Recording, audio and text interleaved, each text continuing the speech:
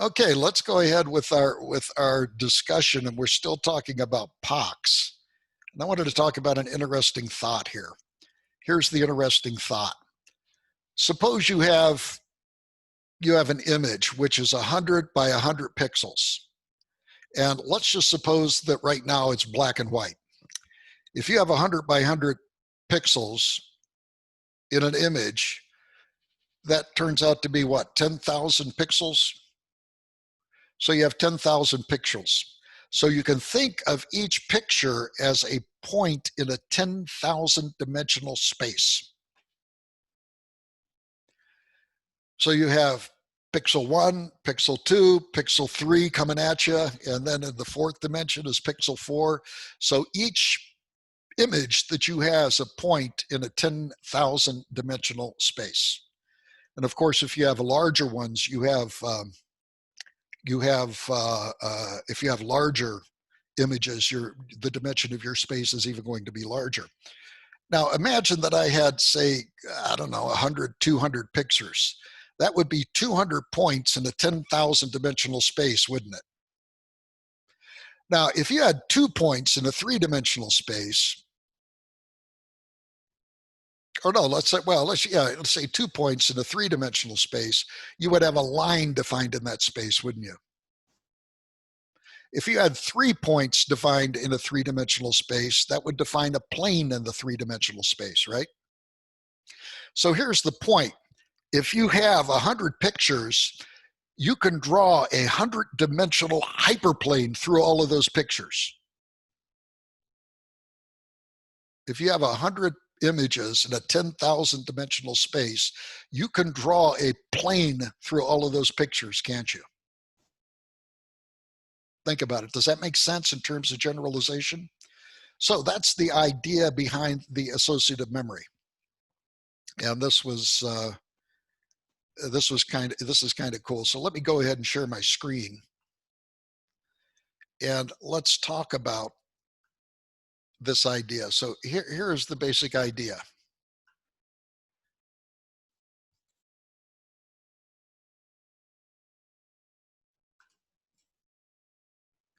One second here.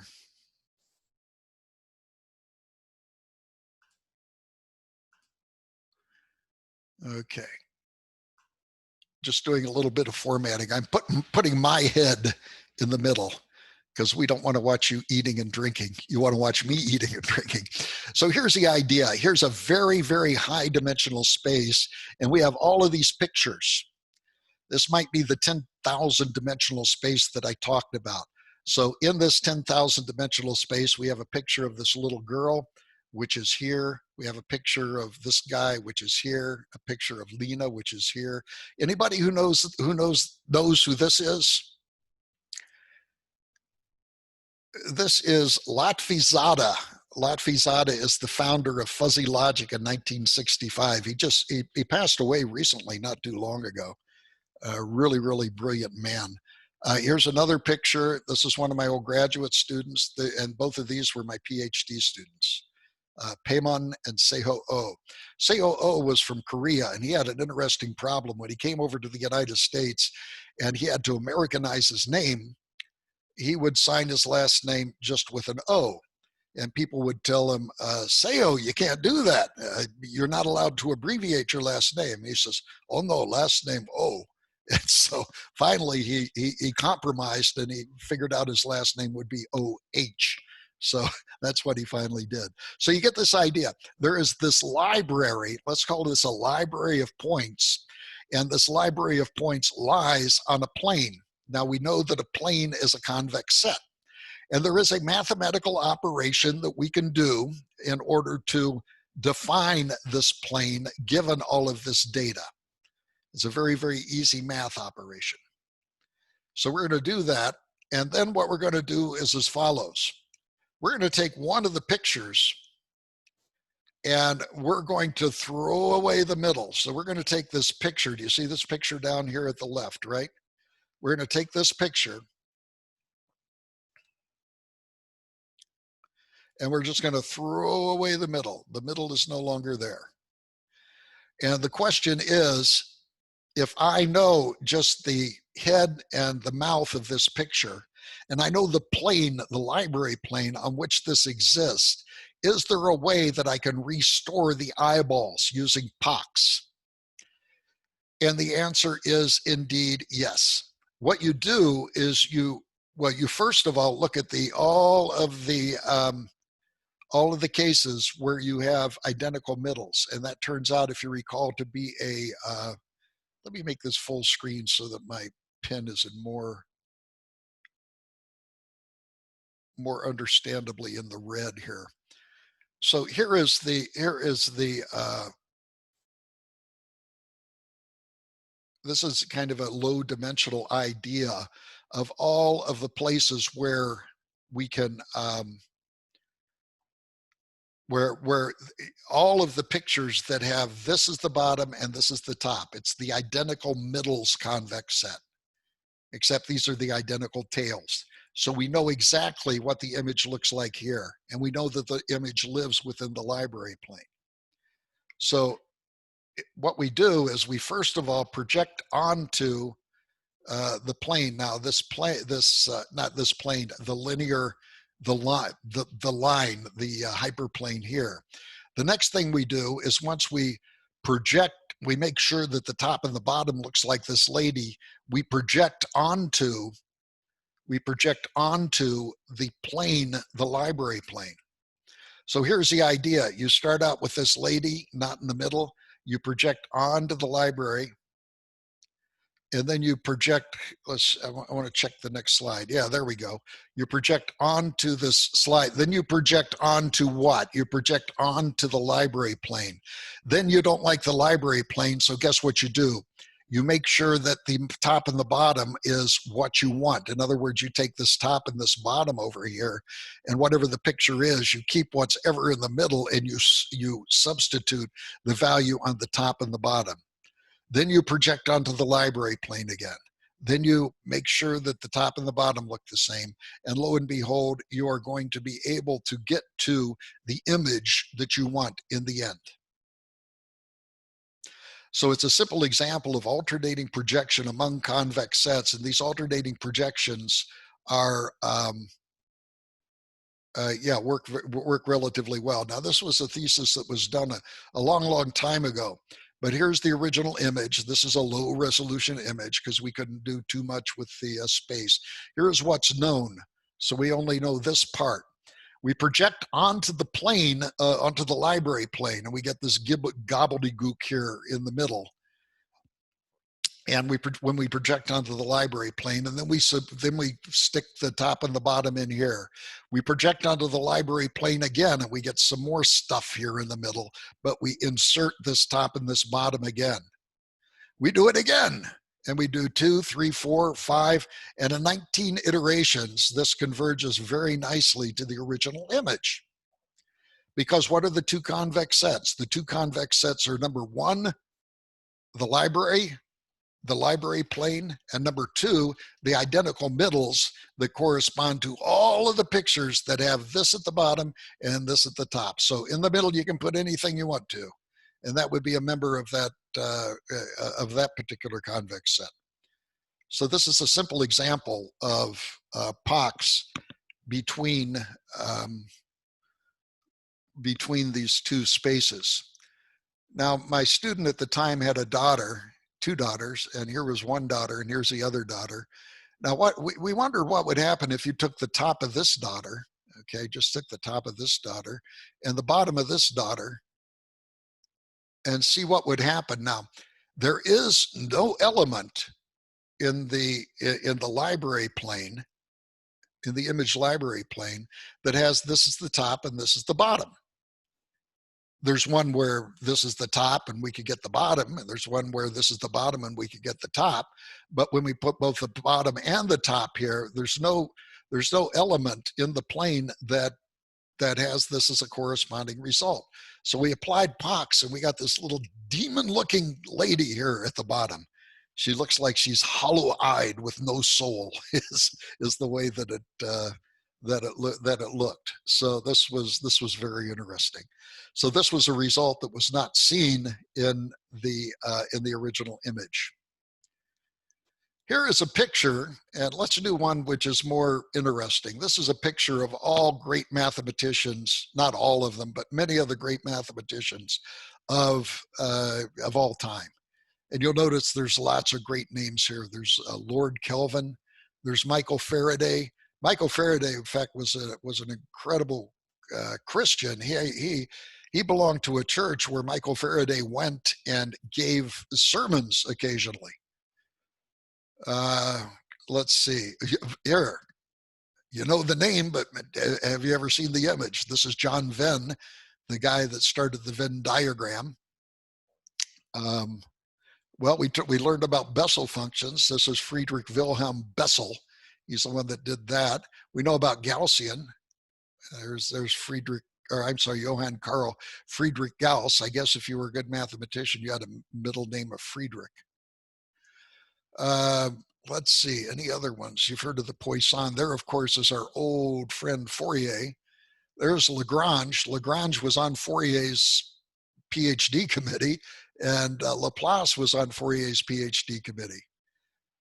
So we see a lot of very interesting people here. I think the weirdest looking mathematician of all time was probably Jacobi. I mean, he looked like a really, really interesting fella. You've heard of the Napierian algorithm, which is the log base E. This is John Napier, who invented, or I guess discovered, the Napierian algorithm. And here is Thomas Bayes. Thomas Bayes was a Presbyterian minister full-time and did mathematics in his spare time.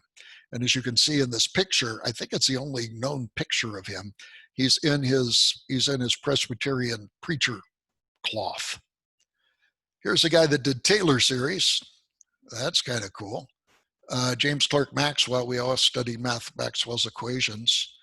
Chebyshev, if you know Chebyshev's inequality or Chebyshev's inequality or Chebyshev polynomials, you'll recognize him.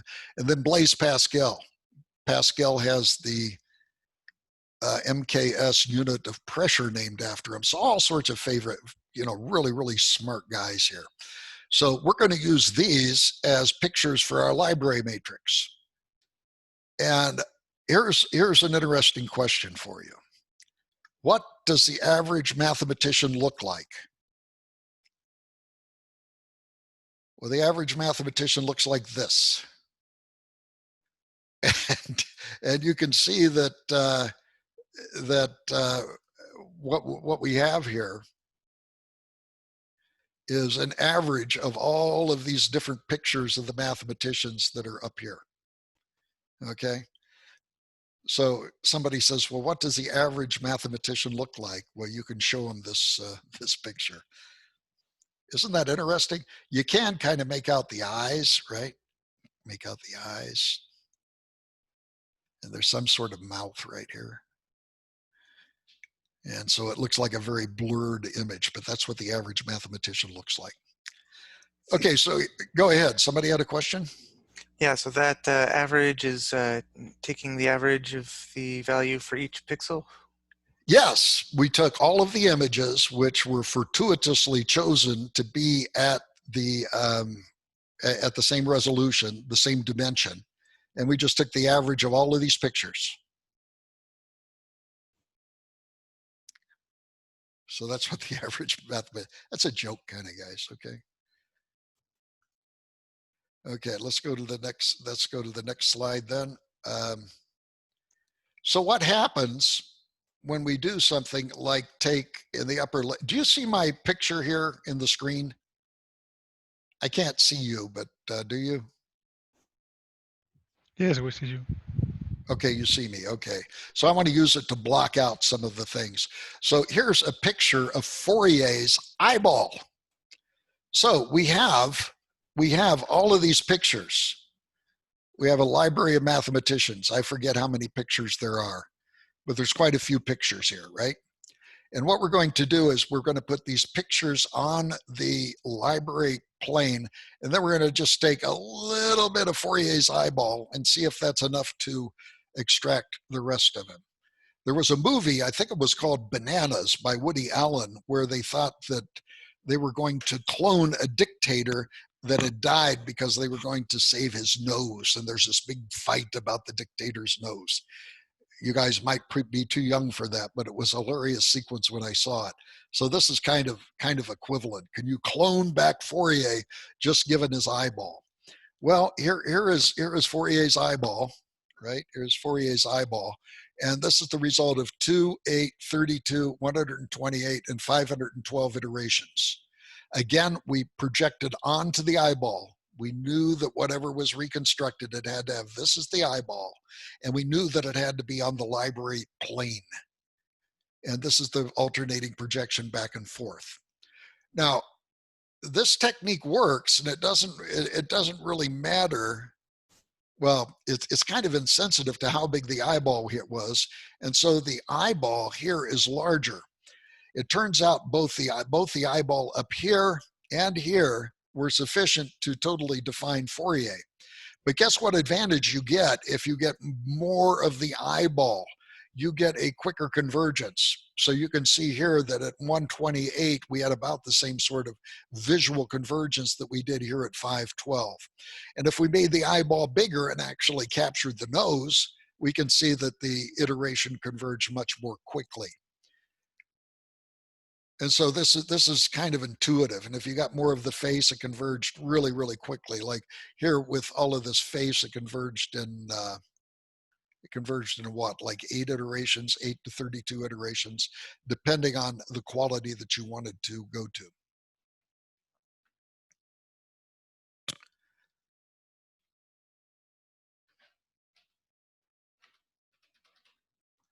Okay,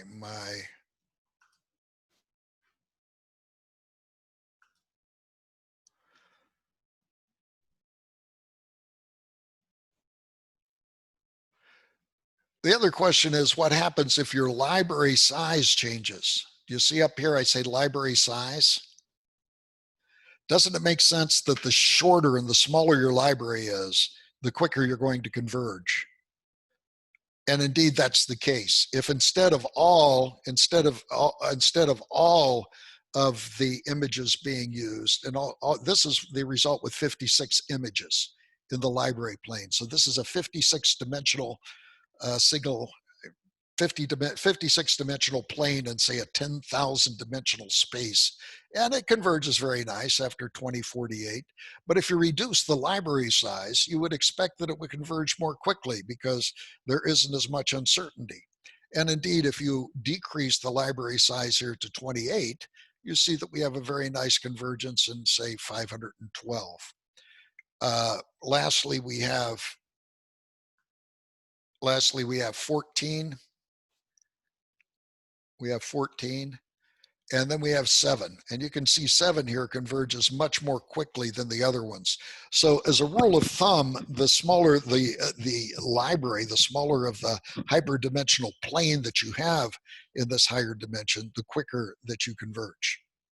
And one can actually show that. It depends on well, if you will, the eigenvalues of the of the matrix, which defines the high dimensional space. And one can show that this is all of these are exponential convergence. I'll explain what exponential is here. The other thing which is kind of cool is that the convergence looks to be fairly robust to noise. We're using the same eyeball here, except with the eyeball, we're using some noise with different standard deviations. This is, I believe, Gaussian noise centered at 0.5 or half of the gray level or half of the byte, if you will. And you can see up here that the eyeball is really quite noisy. Yet just given the noisy eyeball and the original plane, we had pretty decent convergence. We could recognize at least Fourier. And as the variance of the noise, in other words, the signal to noise ratio improved, we got better and better convergence. So down here with 0.3, you can still see some of the image problems that we have here because we have kind of the salt and pepper noise, and it converged very nicely. So we see that we have a robustness in accordance to the noise associated with it. This is something you can model analytically also. And just like we did with Dennis Sarr's case, we decided what we would do if we took the top of Euler here and the bottom of Jacobi and figured out what would happen if we did alternating projection onto convex sets. Well, you notice that there is, in this case, the sets don't intersect anymore. The two planes which define things don't intersect anymore. And so you break into this limit cycle. You remember what happens when your planes don't intersect? You always have a limit cycle. And so here were the two images that we had the limit cycle. This was the limit cycle on the set of identical middles where we knew the top and the bottom. And then you projected onto the plane, a library plane, and you got this result. Then you stuck back in the top and the bottom. You're projected onto the you're projected onto the library plane here. You're projected onto the library plane. Then you're projected back into the case where you had the top and the bottom. And this is what the oscillation broke into. So this was Euler, and did I say Hermite? I think I said Jacobi. I meant Hermite. Yeah, it's got to be Hermite. They wouldn't call him Hermit, would they? Yeah, Hermite. So anyway, you get kind of interesting results here. So this is projection onto convex sets. And then I figured, well, let's do it with me. You will notice that I was not in the set of great mathematicians and scientists. So I took a picture of me, sans beard, a long time ago, and I just put in my eyeball. And I wondered what sort of image would come out with just my eyeball. Well, it broke into a limit cycle, and these are the two results of the limit cycle. You can see it's trying to define a face here, but it really didn't get down to the face. So, this is not, deep math. It's just the interesting results of what happens when you apply POCS and apply things where you know that the sets don't intersect and what sort of limit cycle you get. So here you can see this is the image with my eye imposed. And then we project onto the matrix of functions, and that's what it looks like. So we get a result which is interesting and looks better. I got to admit, I look better than the average mathematician. Okay, let's talk about subpixel levels now. By the way, any questions on that at all? I have a question. The library plane is a neural network and it's like autoencoder, or how is that neural network for the library plane? Okay, well let me go there. Okay, I'm going to stop sharing and I'm going to go to sharing the whiteboard.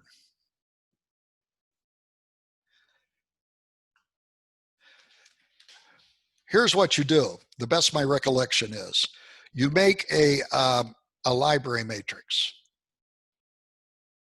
And what I'm going to do, and I'm not going to put images there, I'm going to unwrap the images into a long vector. Is that okay? We're just going to unwrap the images into a big vector. And so we get I1, that's the first image. We get I2, which is the second image. And we get I sub n.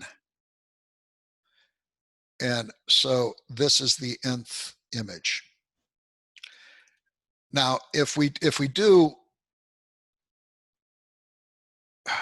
let's say we have 10,000 vectors, or 10,000 pixels, 100 by 100. That means this dimension is 10,000, right? And it means this dimension is 100. If we have 100 images in a 10,000 dimensional space. So this matrix actually looks like a long, skinny matrix, right? This is what L looks like. It's a long, skinny matrix, correct? So this is the result, and it's derived in your book. And let me tell you what happens. What happens if you take L times L transpose? Well, you notice L looks like this, right? L transpose looks like this. So L transpose times L looks like a little itty bitty matrix, right? That looks like a little itty bitty matrix. And this is going to, if you multiply two non-square matrices together, you either get a big matrix or a little matrix. Now the big matrix is going to be singular because you're going to have zero eigenvalues. But if you multiply it so you get the little matrix, the so-called inner product, you get a smaller matrix which is not singular. So here's what I'm going to do. I'm going to take the inverse of this. Then I'm going to multiply it by L transpose. And I'm going to multiply it on this side by L. Why? Because this is what is called the projection matrix. Now I'm saying this without proof, but this is the projection matrix.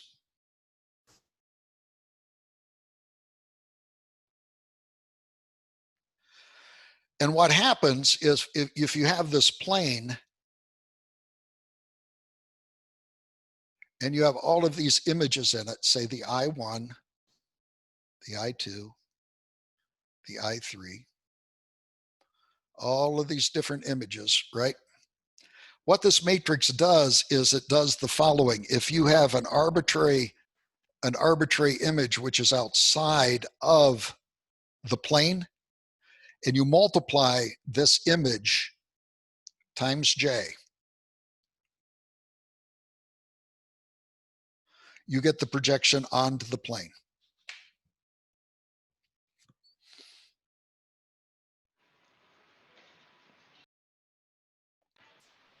Okay, I think that answers my question. Okay, so yeah, there's no neural networks here. In fact, when we first presented this, we called it an associative memory neural network. In the book, it's not referred to as a neural network, but this indeed can be, thought of as a projection sort of neural network. And well, I won't go into the, I will. Yeah, the idea is if you had the image, there was something called the Hopfield neural network. And this was a generalization of something called the Hopfield neural network. So you had all the pixels in the image, right?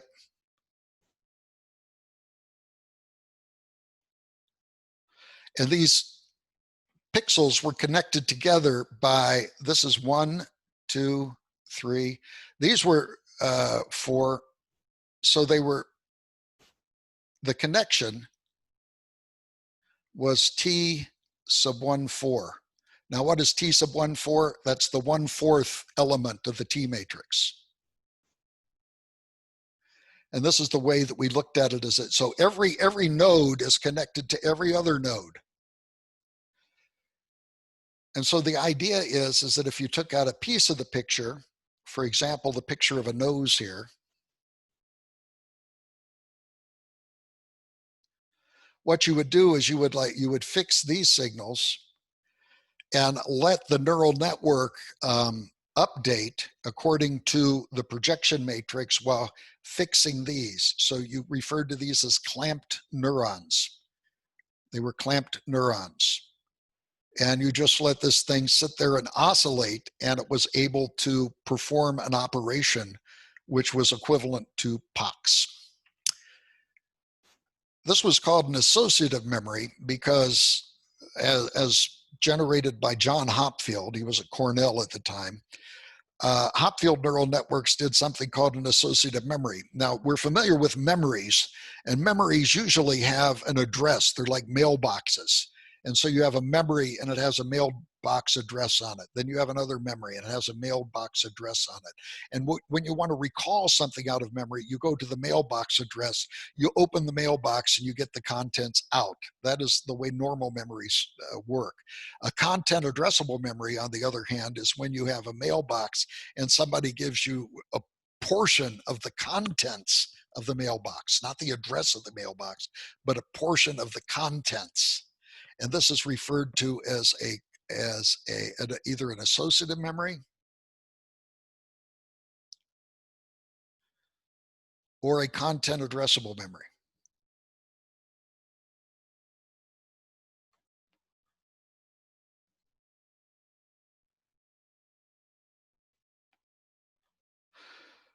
An associative memory or a content addressable memory, because again, you go to the mailbox, you're given a portion of what's inside the mailbox. So it's kind of like you're looking through all the mailboxes and trying to match the content. And then once you match the entire content, or you match a partial portion of the content, you claim the entire contents of the mailbox as your result.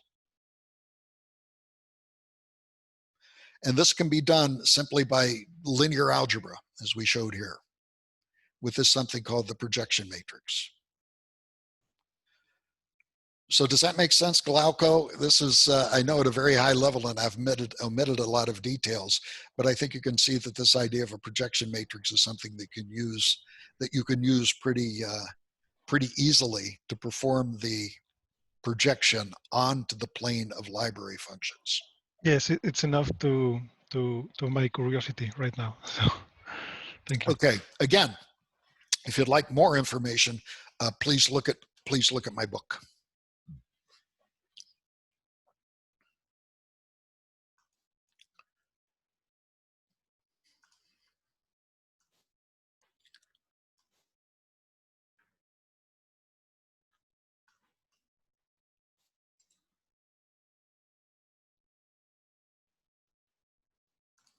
Okay, just me back again. So yeah, so we just played around with the idea of the associative memory. It's fun to play with because you can see here that you can get results like this. I think that Glauco's question was probably prompted by the so-called GAN, which is a neural network which can generate faces that nobody has seen before. And I think a lot of you have maybe seen GANs before in neural networks. And yeah, it's pretty impressive stuff. But we can generate faces using POCS here. Not maybe it's the same high quality, but nevertheless interesting. By the way, content addressable memories are interesting in the area of psychology and neuroscience, but I don't think they have a lot of applications in engineering. I don't know of a case where in engineering we would be interested in a content addressable memory. Maybe we would, maybe in data mining or something. So, but it did turn out that Hopfield's associative memory and content addressable memory fell from favor. And now you see it, there was a flurry. There were thousands of papers about Hopfield neural networks, but then they came out and yeah, nobody cares anymore. So, okay, resolution at subpixel levels. This is very interesting, and I saw this in, first of all, when the in the application of astronomy and imaging in astronomy. Now with the Hubble telescope, we don't need this because at the Hubble telescope, you're outside, you don't have any distortions. But what happens if you have a distortion, and you have a distortion like this, or maybe let's do even bigger, like this, and that this this image is blurred because of subpixel resolution. In other words, the resolution of your camera isn't high enough.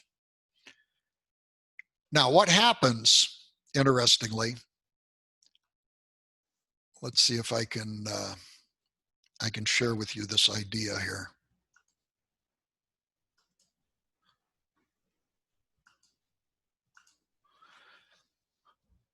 What happens basically is the idea you have a very detailed image, okay?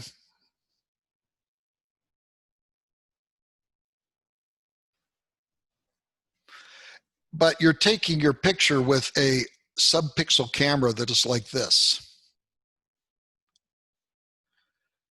All the subpixel camera can do is give you the average of the pixels here, the average of the pixels in this block, the average of the pixels in this block. So there's a blurring. You don't allow the detail to happen. But the Earth is rotating, and this is a picture of a guy in the sky. Okay, this is a picture of a guy in a constellation.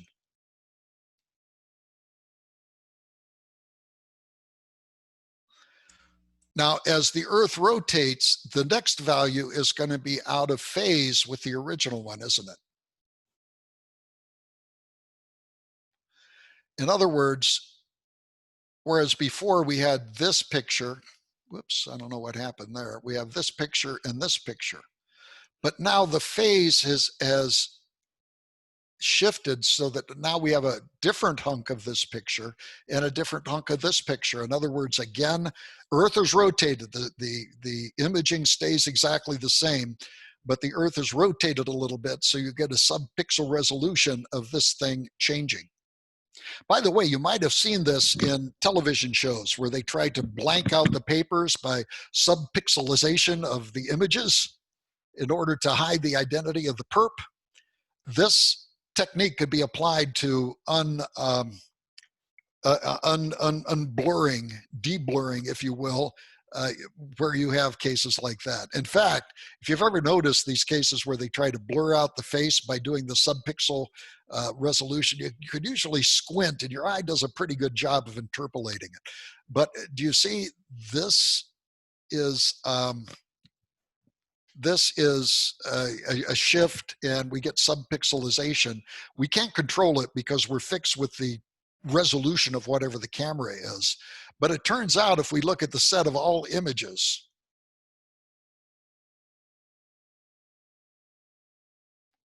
the set of all images that subpixelate here to say, let's do average values to 0.7, that forms a convex set. The set of all images that subpixelate to 0.7 forms a convex set. The set of all signals that subpixelate as we shift this over, this bigger block, as we shift this over, and maybe this is a 0.6, we get a bit lighter. So all of the images that subpixelate to this smaller block to 0.6 form a convex set. And so what we have is a whole bunch of convex sets if we can control the pixelation and we know what the shifts are. And so we can apply the idea of POCS here to make sure to fit all of these, all of these subpixel resolutions. Now there's billions of images that have this as a 0.7. There's billions of images that have this as a 0.6. But there's not a lot of images in between here that have one side as a 0.7 and a 0.6. You're narrowing the possibilities. And once you put in all of the different subpixel, you narrow the possibilities significantly. So this is an example of POCS because what do we have? We have equal areas.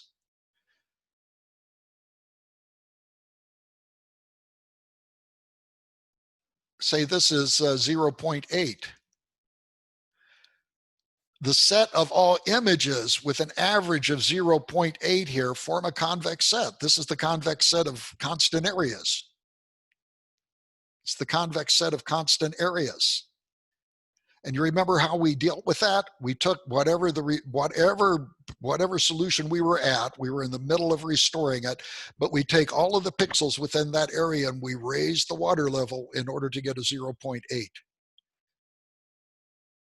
And so we do this again and again for each pixel, and hopefully we get some sort of convergence. And indeed, this worked very well,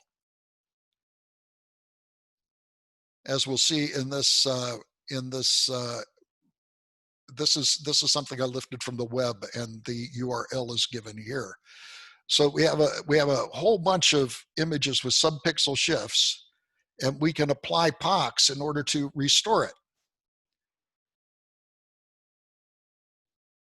And the POCS solution is looking at the sets of high resolution images giving rise to lower resolution images. That's the space we're dealing with is a high resolution space, but we just have projections onto lower dimensional space. We also require positivity. If we were doing this in black and white, we've got to make sure that our image is positive. We're not allowed to have a negative image. You can't have something that dips below 0 if you're doing 1 byte per pixel, right? It can't go below 0. And then the resolution limit is what we talked about with the constant area. And here's the results that they obtained. You can see that in this image that they were able to, you can see this image right here. By performing POCS, the original image was pretty blurred.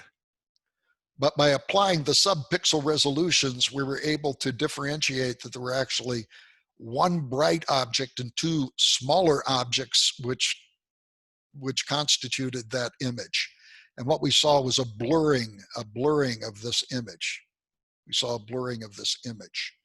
In a similar fashion, looking at here, applying POCS allowed us to see from here, which was blurred, that there were two distinct images down here.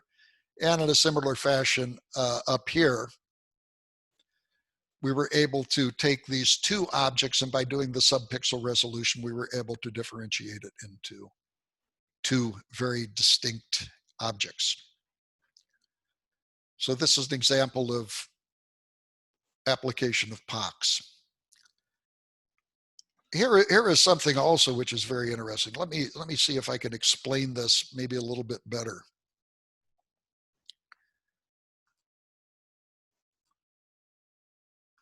Using the screen.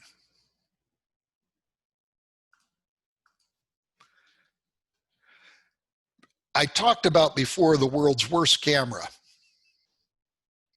And so you have a picture here.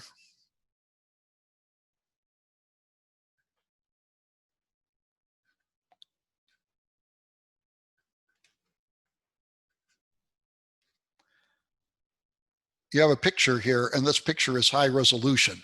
So you're trying to take a picture of this guy. Hopefully he looks like Fred Flintstone a little bit. Whoops, I forgot the ear, right? Okay, so you have a picture of Fred Flintstone, but you have the world's worst camera. So what you have to do in here is you have to go in with this camera, and you have to take an average over a block of pixels. That's all your camera can do, is take the average over a block of pixels. Well, what does this mean? Well, if you have this average over the block of pixels, here's the idea of reconstructing. You come over here and you take, your first thought is, okay, I'm just going to take that blocks of pixels. And if this is a 0.7, I'm going to keep this as 0.7, whatever it is. And then you take a block of pictures right here. Well, over here, your best result is a 0.7 here and 0 outside of here. If here is 0.6, what you do is you take this entire block and you raise this entire block up or down so that this is 0.6. That's a projection onto that set. Then you take another picture here, and you get a 0.6. Now you have two overlapping sets. You raise everything within this block to be at a level of 0.6 by taking the water up or taking the water down. And you can do this just randomly choosing blocks. And that's what I chose to do here. If you want to do it definitively, I think you could probably do it a little bit better if you were a little bit more wiser in the choosing of your blocks, but I just chose the blocks randomly.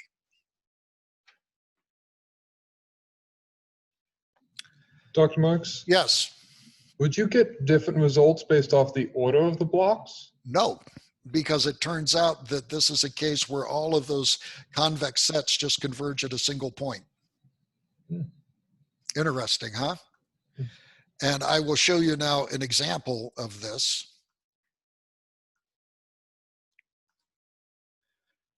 And I'm going to go full screen now in order to allow the animation to happen.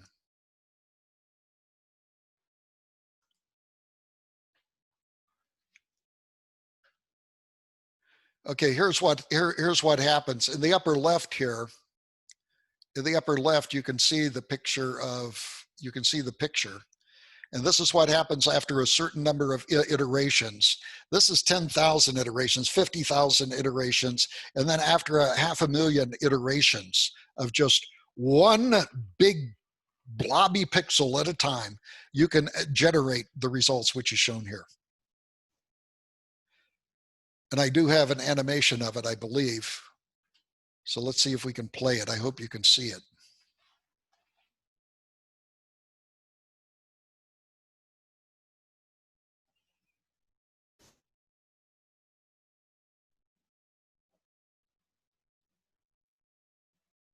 Now, as you can see, there's diminishing returns after a while. There's diminishing returns. And you get, this is true of most good convergences of POCS. You get to the point where you have diminishing returns. And even here, we don't have total convergence. I think you can see there's still a little structure on the jacket here, right? You can see some structure here. But if we were to continue this, we would get the original image exactly. So to Adam's point, this is an example where you have convergence to a single point. Now, it turns out what's interesting is you don't even have to keep the blocks the same. One time you can have a little block, then you can have a big block, then an itty bitty block, and then a middle-sized block. And here's an example of where that happens with the image at the left.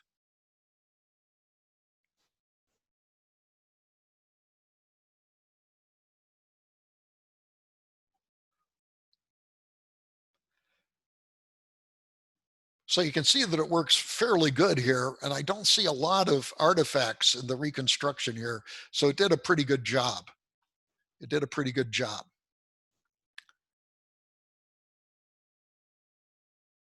We do see the idea of diminished returns as we do more and more iterations. We're kind of fine-tuning things. We're kind of polishing things.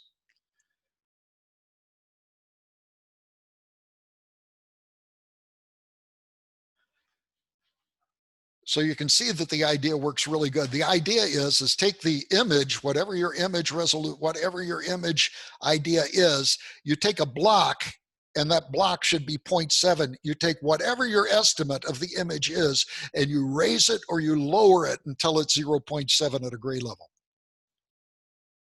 And you keep on doing that.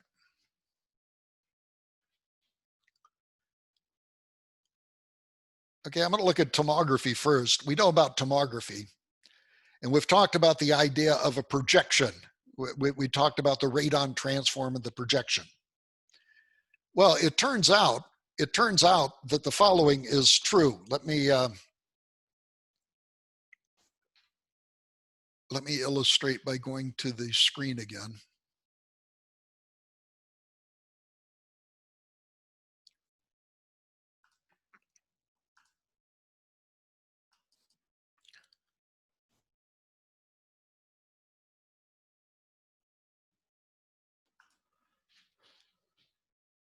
Here's the idea. Here is some sort of truth.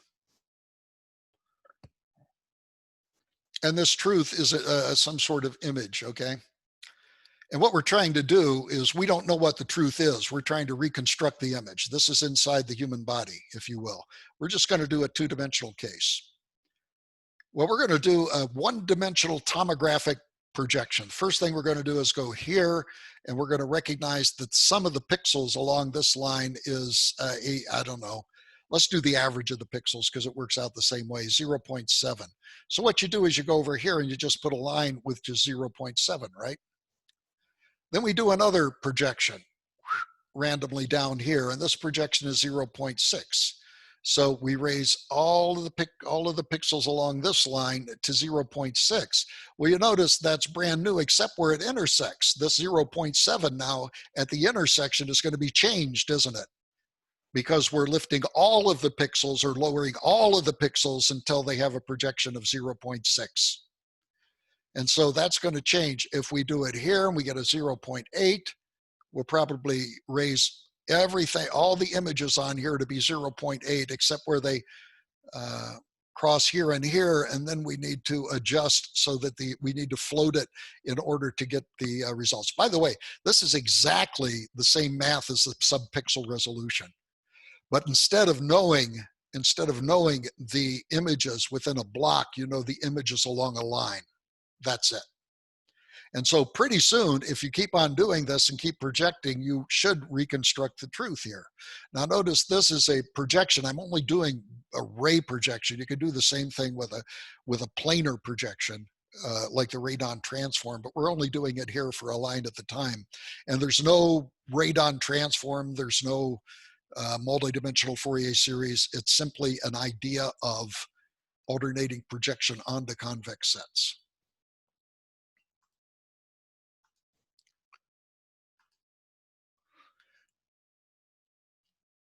So here is a reconstruction, and these are a bunch of lines. This is after 200 iterations. 200 iterations, 800 iterations, and we keep on doing that. You see there's a structure which starts to occur here, but you know what? At the end, after 51,000 iterations, we get pretty close to this, which is the truth. We get pretty close to the image where these came from. So let me show you an image. Yeah, go ahead. Will it ever get to the clarity of your original image, or will it, like, can it never reach that resolution? No, it will reach it. It will reach it. But remember POCS, when you get really close to the iteration, you get diminished returns because you're going to go doop, doop, doop, doop, doop, doop, doop, doop, and you're getting closer and closer and closer, but you'll never reach the exact point. But yes, if we were to do this for more iterations, living with diminished returns, we would get to the original image exactly, because these are examples of the case where you only have intersection in a single point. The other thing I would make is there are techniques to accelerate the convergence, which we have not used here. So with that, let me show you the picture here. And this is what the screen captures the previous slide showed. Whoops.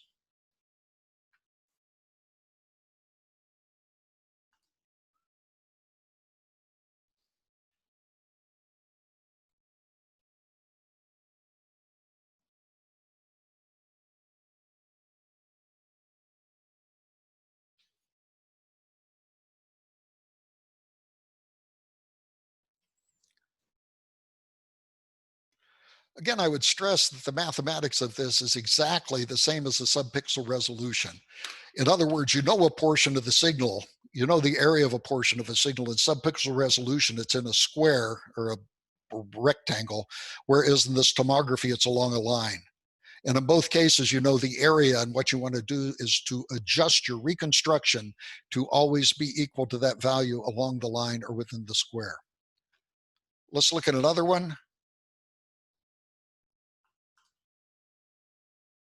What's interesting, you watch this and you're looking at the right, and then all of a sudden, boom, the recognition pops out at you. I don't see it yet. I don't see it yet. Okay, I start to see it. Yeah, there it is. Okay, so immediately you can, at least with your human recognition, you can see it before the convergence is totally complete.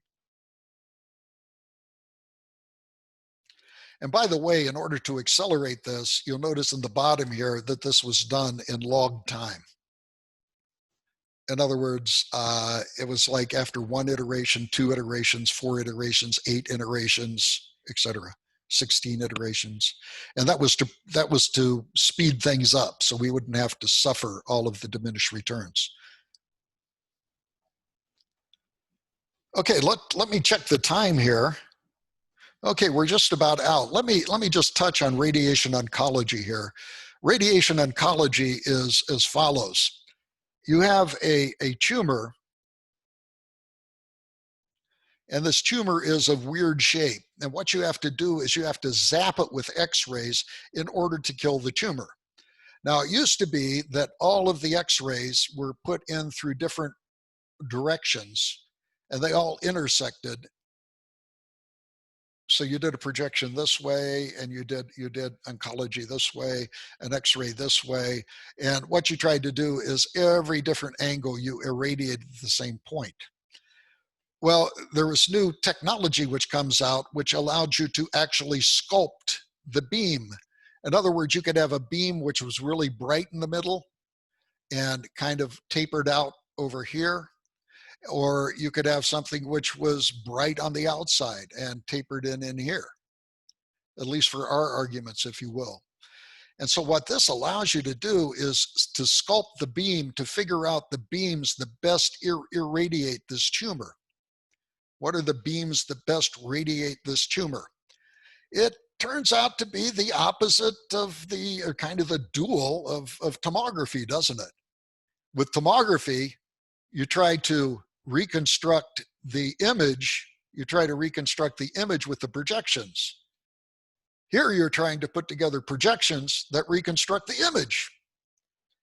And so the problem is in parallel to that which is used for tomography, as we talked about it. So just as in the case that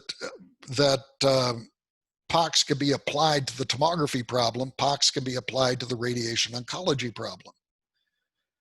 And usually what happens is you have a critical organ and you have a tumor. So you might have something like a tumor which is wrapped around your spinal cord. And you don't want to mess around with that spinal cord, but you want to zap the tumor. So the convex sets is you want the set of beam patterns that give a dosage of, in the T sub n, of less than some sort of threshold. So n is in the normal tissue.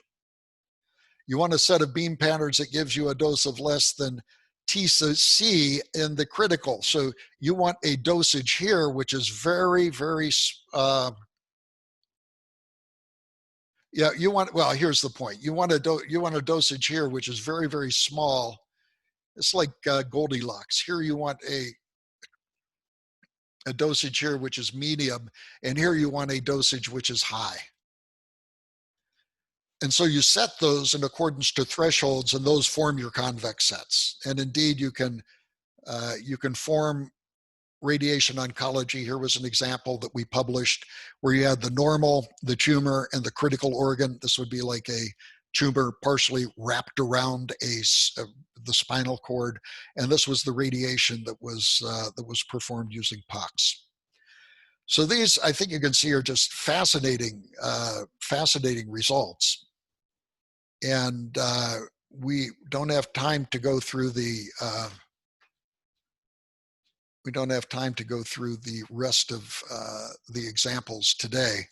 But do you get the basic idea of the power of POCS and where it can be applied in all of these cases? Subpixel resolution, oncology. We're going to do it now for one of the things that we didn't talk about, but we'll talk about next time, is when you drop pixels in a transmitted image. When you transmit an image, you can either say, okay, I missed some of the pixels, resend the image, or you can say, oh, I missed some of the pixels, just forget it, I'll live with it. And is there a way to apply POCS to restore dropped pixels in an image? And yes, indeed there is, and we will show you that next time, as well as a plethora of other things. And then hopefully I want to get into the Gershberg-Saxton algorithm, which is not POCS, but which is a very powerful technique for synthesizing signals. It's an idea of generalized projections. There are cases where the sets that you're dealing with are not convex, and so you don't have the beauty of the convex sets to apply to. But you can apply the idea of just the whack-a-mole. Make it fit in this domain, then make it fit in this domain, then make it fit in this domain. And even though you can't prove it, it turns out to be very useful. One of these is the Gershberg-Saxton algorithm. And think about this one. This is very, very interesting problem. You have a signal and its Fourier transform. Clearly, if you know the signal and magnitude, and assume that they're both complex, you know a signal and its Fourier transform, both of which are complex. Here's the question. If you know just the magnitude of the signal and the magnitude of the Fourier transform, could you construct the phase? Could you reconstruct the original image? You see the idea? Clearly, if I have the magnitude and phase of the signal, I have the signal defined. If I have the magnitude and phase of the transform, I have that defined. But what happens if I just have the magnitude of the signal and the magnitude of the Fourier transform? This turns out to be very important in imaging, where all of our images are imaging apparatus or square law detectors. We don't detect the phase of images coming in. We can just detect their magnitudes. And this was used in the Hubble telescope. Kansas State does a beautiful idea of notching, where they have this problem. They want a magnitude of a signal. They want the magnitude of a signal of a radar chirp to be equal to 1. And they want the Fourier transform to conform to certain boundaries. And so this is a classic Gershberg-Saxton sort of algorithm. And so Gershberg-Saxton is used extensively. So hopefully we'll get a chance to look at that in our last lecture next time. Are there any questions at all?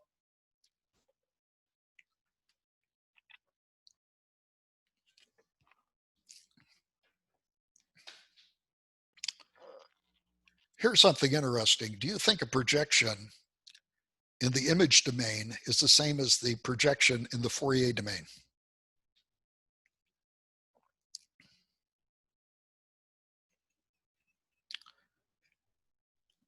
It is. It is. And it is because of Parseval's theorem, because the beautiful thing about Parseval's theorem is the distance of two signals in the time domain is the same as the distance between two signals in the Fourier domain because of Parseval's theorem. So if you minimize one, you minimize the other. So we can talk about that more next time. Any other questions?